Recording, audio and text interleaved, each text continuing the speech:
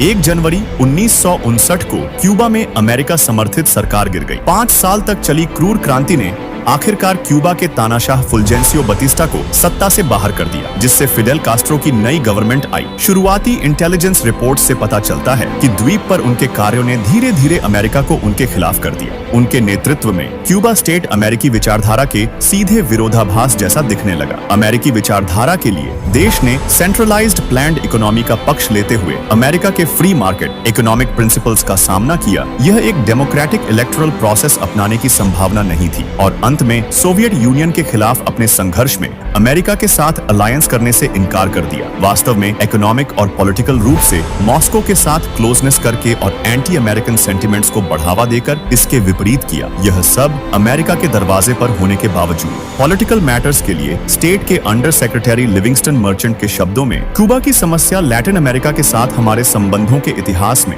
शायद हमारे सभी फॉरेन रिलेशंस में सबसे कठिन और डेंजरस है। यह इस जियोपॉलिटिकल एनवायरनमेंट में था कि CIA ने उस स्टेट को नष्ट करने के मिशन पर काम शुरू किया, जिसे अब वह एग्जिस्टेंस के लिए खतरा मानता था। कैस्ट्रो को जाना होगा। अगस्त 1960 में वॉशिंगटन DC के एक गंदे कमरे में 2 सीनियर CIA ऑफिसर्स एक ऑफ द बुक मीटिंग में मिले, जिसमें ऑफिशियली यह तय किया गया कि फिडेल कास्ट्रो शासन के प्रति अमेरिकन गवर्नमेंट का रवैया न्यूट्रल रहेगा। इसलिए उन्हें कैस्ट्रो से इस तरह से छुटकारा पाने का तरीका निकालना होगा जिससे यूनाइटेड स्टेट्स को इसमें शामिल न किया जाए। कुछ ही समय में उनमें से एक ने एक इंसल्टिंग कॉन्स्पिरेसी का सुझाव दिया, रिचर्ड बिसेल का विचार, जिसमें उनके अपने शब्दों में फिडेल कास्ट्रो के खिलाफ एक असैसिनेशन कैंपेन को फैसिलिटेट करने के लिए गैंगस्टर टाइप आर्मीज की भर्ती करना शामिल था। इतिहास अब में CIA द्वारा अब तक तैयार की गई सबसे बिजार कंस्पिरेसीज में से एक के रूप में दर्ज होगा। हालांकि उनकी नजर में यह बिल्कुल सही था। अमेरिकन बिजनेसेस ने देश के प्रमुख इंडस्ट्रीज के बड़े हिस्से को कंट्रोल किया। जब जनवरी 1959 में कास्ट्रो ने देश की कमान संभाली तो इकोनॉमी का नेशनलाइजेशन होने के कारण अधिकांश अमेरिकन बिजनेसेस को बाहर निकाल दिया गया। जिन अपराध सिंडिकेट्स ने वहां अपना कारोबार स्थापित किया था, उनका भी यही हाल हुआ।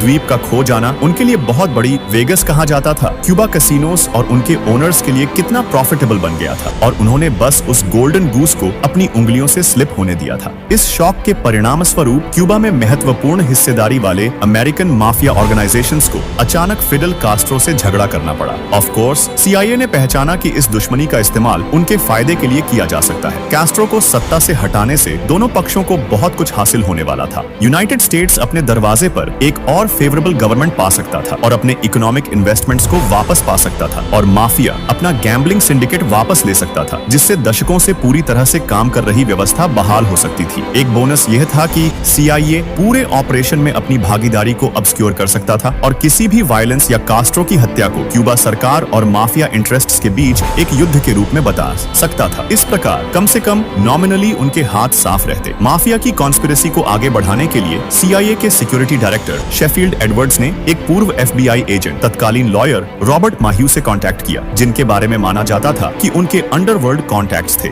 जैसा कि हुआ, वह वास्तव में जॉनी रोसेली नामक एक प्रभावशाली माफिया बॉस तक पहुंचने में सफल रहा, जो नोटोरियस शिकागो आउटफिट के लिए काम करने वाला एक हाई लेवल एनफोर्सर था। वही ऑर्गेनाइजेशन जिसका नेतृत्व कभी एल कपोन ने किया था। माह्यू और रोसेली की मुलाकात 14 सितंबर 1960 को न्यूयॉर्क के प्लाजा होटल में हुई, जहां उन्होंने कई इंटरनेशनल बिजनेस फर्म्स के रिप्रेजेंटेटिव्स के रूप में खुद को पेश किया, जो कास्ट्रो की हरकतों के कारण क्यूबा में भारी फाइनेंशियल लॉसेस उठा रही थी, जिससे गैंगस्टर से CIA की भागीदारी छिपी हुई थी। उन्होंने रोसेली को समझाया कि ये फर्म्स क्यूबा के नेता पर अटैक के लिए लगभग $1,50,000 का पेमेंट करने को तैयार थी। ऑफ कोर्स ऐसा कोई बिजनेस मौजूद नहीं था। हर पैसा सीधे CIA के खजाने से आ रहा था। रोसेली की इंस्टिंक्ट उस प्रपोजल को अस्वीकार करने और इसमें शामिल न होने की थी, लेकिन कुछ प्रोवोकेशन के बाद वह आखिरकार राजी हो गया और माह्यू को एक ऐसे व्यक्ति से मिलवाने के लिए सहमत हो गया जिसे वह क्यूबा के अंडरवर्ल्ड का हिस्सा जानता था। लेकिन इससे पहले उसने जोर देकर कहा कि वह यह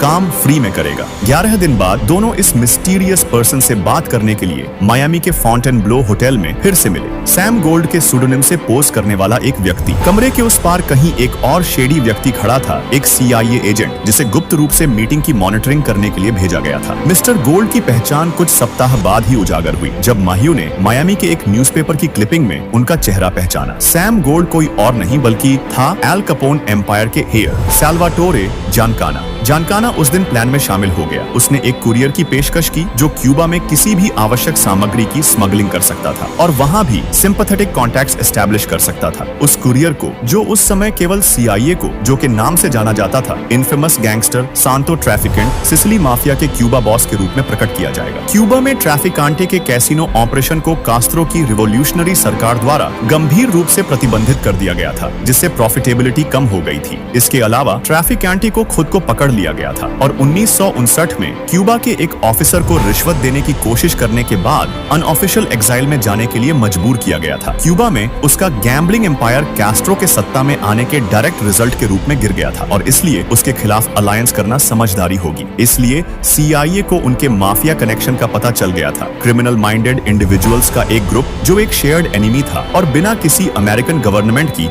इन्वॉल्वमेंट का खुलासा किए कैस्ट्रो के करीब पहुंचने के लिए आवश्यक कनेक्शंस थे। यह CIA की नजर में सही क्राइम था। Slow motion mysterious music. जबकि माहियू, रोजेली, जियानकाना और ट्रैफिकांटे क्यूबा में एक ऐसे व्यक्ति से संपर्क साधने में लगे थे जो हत्या को अंजाम देने के लिए तैयार था। CIA को वास्तव में कैस्ट्रो को मारने के टूल्स, गैंगलैंड स्टाइल असैसिनेशन पर विचार किया, जिसमें कैस्ट्रो को गोली मार दी जाएगी, शायद क्योंकि यह माफिया से रिलेटेड अटैक को सबसे क्लियरली दर्शाता है, जिससे खुद को इससे दूर रखना आसान हो जाता है। हालांकि इसमें शामिल गैंगस्टर्स ने ऐसी एक्शन के खिलाफ सलाह दी। इस तरह की शेमलेस मर्डर करने के लिए तैयार किसी को भी ढूंढना ऑलमोस्ट इम्पॉसिबल होगा, क्योंकि पकड़े जाने और मारे जाने की संभावना बहुत हाई थी। डीक्लासिफाइड डॉक्यूमेंट्स यह भी दिखाते हैं कि मायामी मीटिंग के 1 महीने से भी कम समय बाद एजेंसी ने कैस्ट्रो के पसंदीदा क्यूबन सिगार्स के एक बॉक्स को बॉटुलिनम टॉक्सिन के साथ मिला दिया, एक नर्व एजेंट जो बॉडी की मसल्स को सफिशिएंट मात्रा में पैरालिसिस कर देता है, जिससे रेस्पिरेटरी सिस्टम फेल हो जाता है और अल्टीमेटली डेथ हो जाती है। जबकि इनका कभी उपयोग नहीं किया गया था। सिगार्स का टेस्टिंग लगभग 6 साल बाद ऑपरेशन की इंटरनल रिव्यू के